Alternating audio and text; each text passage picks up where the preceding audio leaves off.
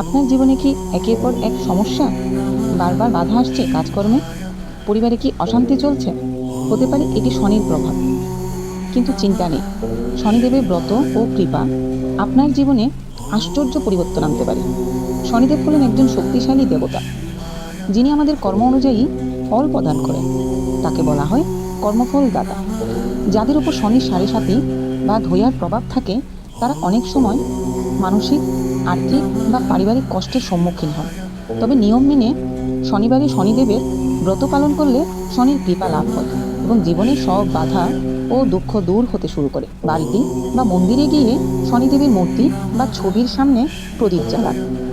একটানা মনোযোগ সহকারে ওম নম শনিশ্চরায়ে নম মন্ত্রটি 108 বার জপ করুন। শনিদেবকে কালো তিল, তিলের তেল, কালো ছোলা, লৌহ ধাতু অর্পণ করুন। একটি কাঁসার থালায় তিলের তেল দিয়ে তাতে নিজের মুখ দেখে প্রণাম করুন।